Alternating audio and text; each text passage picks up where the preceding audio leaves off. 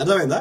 ఇప్పుడు చంద్రబాబు నాయుడు, జగన్మోహన్ రెడ్డి, వైసీపీ రెండు గట్టి కొట్లాడతాయి. కొట్లాడినప్పుడు ఏం చేస్తారు? వీళ్ళిద్దరు శత్రువులు కాబట్టి రాష్ట్రంలో, కేంద్రంలో వాళ్ళు ఒక పక్షానికి ఒక పార్టీ సపోర్ట్ చేస్తే ఇంకో పక్షం ఇంకోటి చేస్తుంది. ఇప్పుడు ఎగ్జాంపుల్ తమిళనాడులో స్టాలిన్ గారు డిఎంకే, కాంగ్రెస్ కి మద్దతు ఇస్తారు, యూపీఏ లేదా కాంగ్రెస్ కి, లెఫ్ట్ ఐడియాలజీకి. అదే అన్నా డిఎంకే ఉండే గతంలో జయలలిత, ఆమె బీజేపీతో ఇది చేసేది. ఇట్లా ఉంటది, ఏ రాష్ట్రం తీసుకున్నా ఇంచుమించు అదే పరిస్థితి.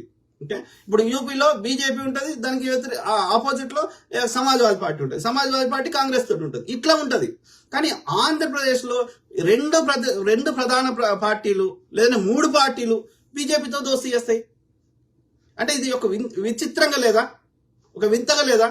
స్వతంత్రంగానే ఉండాలి. కానీ ఇప్పుడు కాంగ్రెస్ వాళ్ళకి నచ్చలేదు. ఎందుకు నచ్చలేదు అంటే కాంగ్రెస్ మీద కావాలని బురద చల్లిరు, ఆంధ్రప్రదేశ్కి ఏదో నష్టం చేసిర్రు, ఆంధ్రప్రదేశ్ ఏదో దోసుకొచ్చి తెలంగాణలో పెట్టిర్రు, ఆంధ్రప్రదేశ్ విడగొట్టడం వల్ల ఆంధ్రప్రదేశ్ నష్టం జరిగింది. నా దృష్టిలో అయితే 1% నష్టం జరగలేదు.